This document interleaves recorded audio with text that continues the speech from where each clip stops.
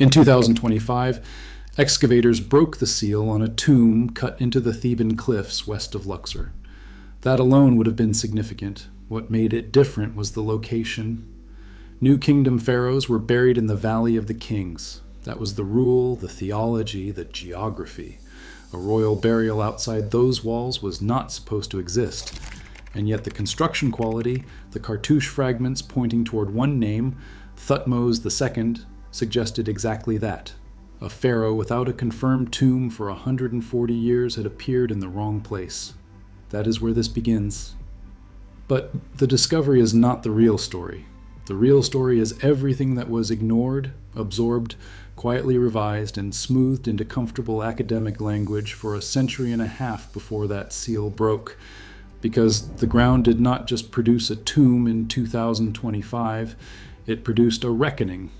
A pharaoh the field had spent generations treating as a placeholder, sickly, brief, irrelevant between two giants, suddenly required a different conversation. And that conversation was long overdue. Egyptology has always had a quiet problem with Thutmose II. Not a scandal, not a conspiracy in any useful sense of the word. Something more ordinary and more durable than either. A narrative that worked, a story with clean heroes and useful gaps, where the space where Thutmose II should have stood was easier to leave empty than to fill honestly. The field did not hide him. It simply never had to look for him. Until 2025 made looking unavoidable. Here is how the old story goes. Thutmose II was the fourth pharaoh of the 18th dynasty, son of the great military campaigner Thutmose I, and husband to his half-sister Hatshepsut, who was politically formidable, ritually powerful, and almost certainly more capable than the man on the throne beside her. He was sick. He died young. She stepped in first as regent for his infant son, Thutmose III, then assumed full pharaonic power, reign, complete with a false beard and masculine titles. She became one of the most discussed rulers in the entire ancient world. He became the gap between two names people actually recognized. That version of events is not invented. It reflects real evidence. But it is also, as it turns out, incomplete in ways the field had strong structural reasons not to examine too closely. Start with what was found in 1881. A local family from the village of Kurna, the Abd el-Rasul family, had been quietly plundering a hidden tomb shaft near the cliffs of Deir el-Bahari for years before Egyptian authorities traced the origin of suspiciously high-quality antiquities appearing on the market. What investigators discovered inside that shaft stopped them. Priests from the 21st dynasty, roughly 3,000 years ago, living through a period of civil fragmentation, endemic tomb robbery, and the collapse of central control over the royal necropolis, had gathered the mummified bodies of Egypt's greatest rulers from their original resting places and consolidated them in a single hidden location for protection. Ramesses II was there, Seti I was there, Thutmose III, the warrior pharaoh later scholars would compare to Napoleon, was there, Ahmose I, Amenhotep I, Thutmose I, the core architecture of Egyptian imperial history, lying together in an unmarked shaft. And among them, in noticeably worse condition than almost any of the surrounding royals, was a mummy labeled Thutmose II. The discovery that should have closed his story opened a wound instead. The French Egyptologist Gaston Maspero supervised the formal unwrapping in 1886 and immediately noted something wrong. The wrappings were compromised. The body was degraded beyond what the conditions of the cache alone could explain. The preservation was sloppy relative to the care given to other royals in the same deposit. And the skin. The skin was the part that demanded explanation and never fully received one. Covering the surface of the mummy were lesions, scab-like eruptions distributed across the body, visible enough to be photographed, described in the published records, and cited in the specialist literature for well over 100 years since. Maspero noted the condition. Elliot Smith examined the mummy decades later and noted it again. Various interpretations circulated in the literature over the following century: fungal infection, a severe chronic dermatological disorder, a systemic disease of some kind, but no conclusive modern clinical diagnosis has ever been formally established and accepted across the field. The body of a pharaoh of the most powerful dynasty in ancient Egyptian history sits in the Cairo Museum right now, behind glass, with an undiagnosed skin condition that has been clearly visible since 1886. That sounds like a medical curiosity. It is also a political document that nobody has fully read, because if Thutmose II was living with a progressive, debilitating, visually dramatic skin disease across what may have been a considerably longer reign than the standard story allows, the administrative picture changes entirely. A king who could not reliably perform his ritual and ceremonial functions, who was physically marked, possibly incapacitated for extended stretches of time, would have needed a functioning co-ruler, not a regent positioned for the moment after death, a practical administrative partner with real operational authority in real time while he was still technically occupying the throne. But the field had already decided he was a minor pharaoh who disappeared quickly, so the disease was absorbed into the narrative the same way everything about him was absorbed. It explained why he was gone so fast, and it made asking harder questions feel unnecessary. Then there is the problem of the age reading. Estimating physical age at death from a mummy is not a precise science. Skeletal markers, tissue condition, dental wear, long bone development, all of them produce ranges, not certainties. And the readings from Thutmose II's mummy have produced a range wide enough to be genuinely uncomfortable. Some analyses pointed toward a relatively young individual. Others read the markers as consistent with a man in middle age, possibly past 40. The difference between those two readings is not minor. It is the difference between a reign of 3 years and a reign that lasted the better part of 2 decades. The field generally settled for the shorter end of the range. That choice had consequences that rippled through every subsequent interpretation. Once you accept a very short reign, everything else becomes easy to dismiss. A brief ruler leaves fewer monuments. A brief ruler leaves fewer administrative records. A brief ruler barely has time to organize military campaigns in 2 separate theaters or commission major construction at the empire's primary religious site. The minor pharaoh story became self-reinforcing in the cleanest possible way. Assume a short reign and the apparent thinness of the record makes sense. Assume the apparent thinness of the record confirms the short reign. Run that loop for a century and it starts to look like consensus. But the record is not actually as thin as the consensus required it to be. That is the part that begins to strain under examination. There is an Aswan stele recording a military campaign in Nubia conducted during his reign, not a border skirmish, but a substantive documented action carried out under his command. There is building activity at Karnak that bears his name and can be traced to his period, with later construction by both Hatshepsut and Thutmose III built directly on top of or around it, which is exactly what you would expect from later rulers expanding an existing architectural program, not erasing an embarrassing predecessor. Scholars, including Aidan Dodson and Donald Redford, working independently from monument sequences and administrative document dating, have argued that the reign may have lasted 13 to 18 years. Not 3, not 4.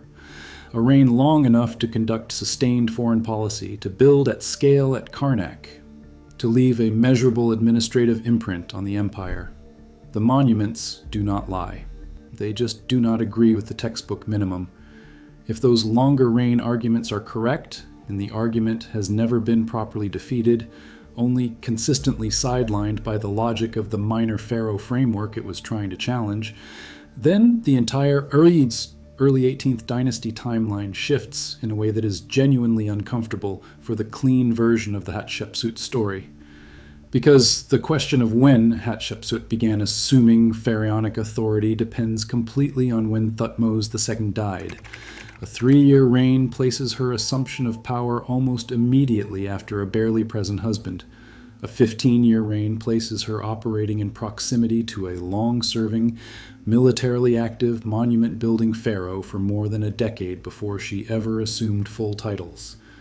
Those are not the same political story. They are not even close to the same political story. And the field had been sitting with a reign-length dispute spanning 3 years to 18, a spread enormous enough to be embarrassing for any important ruler for 140 years, without a physical site, without primary burial goods, without the material chronological anchor that a pharaoh of the new kingdom should have left in the ground, 140 years without a confirmed original tomb. For a pharaoh of the 18th dynasty, at the peak of New Kingdom power and administrative sophistication, that absence is not a footnote. It is a problem that should have been treated as a problem from the beginning. The Valley of the Kings was built specifically to house royal burials in secure, ceremonially prepared, architecturally serious tombs. Tutankhamun, by general scholarly agreement, one of the least consequential pharaohs of the same dynasty, a young king whose significance was essentially erased by his successors, left behind one of the most structurally remarkable intact burial contexts ever discovered. And Thutmose II, who ruled before Tutankhamun at a moment of considerably greater imperial stability and resource, had no confirmed original tomb in the scholarly record for a century and a half. The field's answer was essentially, he was minor. Something modest presumably existed, it has not been found yet. That answer absorbed the problem rather than confronting it. Cave I-42, a tomb in the Valley of the Kings, had at various points been attributed to Thutmose II and appeared in the literature accordingly. It was later reassigned by scholars to Satya or Neferur, female members of the 18th dynasty inner circle, based on what the contents more plausibly indicated. The reassignment was correct archaeological work, but it left Thutmose II without a confirmed burial and without any serious institutional pressure to find one, because the minor pharaoh narrative had made the absence feel like a natural consequence of his supposed insignificance, rather than a genuine archaeological gap requiring resolution. The absence did not make sense. It was simply tolerated because the story was more convenient with the absence than with the questions the absence raised. Then came 2025. An Italian-Egyptian archaeological mission working in the Theban necropolis on the west bank of the Nile opposite Luxor breached a sealed tomb cut into the cliffs in the terrain above the Valley of the Queens, not the Valley of the Kings.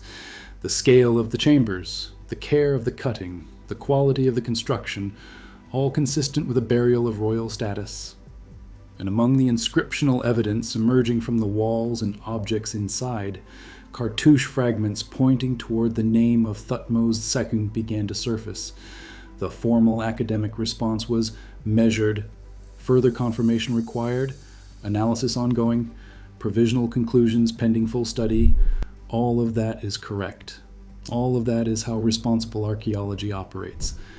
But what the careful institutional language does not capture is the structural weight of what the location itself means, regardless of whose name the inscriptions ultimately confirm.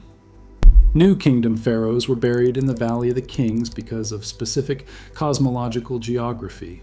The natural limestone peak above the valley was identified with the goddess Meretseger, and the entire West Bank carried the theology of the realm of the dead in Egyptian religious thought. The Valley of the Kings was not a practical convenience. It was a cosmological statement made in stone. A royal-scale burial outside its borders requires an explanation the minor pharaoh narrative was never built to provide, because the minor pharaoh narrative never anticipated being confronted with a tomb at all. Either the valley had not yet fully crystallized as the mandatory exclusive necropolis for pharaohs at the specific moment of his burial, which raises significant questions about early 18th dynasty mortuary practice and the transition from earlier royal burial traditions, or the circumstances of his burial were unusual for reasons the tomb itself may document directly for the first time. Both possibilities expand the picture. Neither of them fits comfortably inside the old framework. And the field spent 140 years absorbing the missing tomb into the language of his supposed insignificance. The tomb found in the wrong location is considerably harder to absorb the same way. Now, consider what an intact, original burial would mean. The dear el-bahari cache, whatever gift it gave to the physical preservation of the mummies it housed, stripped those same mummies of their documentary context. Burial goods, canopic sets, tomb texts, administrative inscriptions, offering lists, everything that would have anchored the chronology of a reign was left behind in original tombs that were then accessible to the robbers the cache was designed to evade. Thutmose II's original burial goods, if they existed in the condition appropriate to an 18th dynasty pharaoh, have never been documented in primary archaeological context. Any confirmed original tomb would represent the first time since the 18th dynasty itself that his reign was visible through his own material record, unfiltered by Hatshepsut's later building programs, unaltered by what came after, unprocessed by anyone with reasons to make him small. Wall inscriptions could carry administrative titles and regnal year dates that closed the reign-length argument permanently. Objects bearing both his cartouche and Hatshepsut's could directly document what their co-administration looked like in real time while he was still alive, before anyone had written the clean version of the transition. Funerary papyri, shabtis, canopic inscriptions, any of these could carry the chronological specificity that 140 years of debate has been trying to reconstruct from fragments. Every answer the tomb provides will sharpen the question the field chose not to ask for over a century. The institutional comfort had understandable origins. The Hatshepsut narrative grew because Hatshepsut earned it. Her mortuary temple at Deir el-Bahari is among the most architecturally refined achievements of the ancient world. Her expedition to Punt, documented in her own reliefs, demonstrates an administration operating at the highest level of sophistication and ambition. The scholarly attention she received was justified by remarkable evidence. The problem was never that she was overstated. The problem was that the clean version of her story required a particular version of Thutmose II, passive, marginal, quickly replaced, and that version was never rigorously tested against primary physical evidence because no primary physical evidence existed to test it against. He stayed small because the story needed the space. That is not a secret meeting in a Cairo conference room. That is something quieter and more corrosive. The natural gravity of a narrative that had become too structurally important to complicate. Now look at what Thutmose III did, and look at when he did it. Thutmose III, the conqueror, the administrator, the man who fought 17 military campaigns and carried Egypt to the full extent of its imperial reach, ordered a systematic removal of Hatshepsut's images and cartouches from the monuments she had built and the inscriptions she had commissioned. Her face was chiseled from temple walls.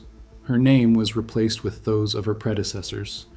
Her obelisks at Karnak were walled over rather than destroyed, a decision that, with the profound irony of bad erasure campaigns, preserved them far better than demolition would have.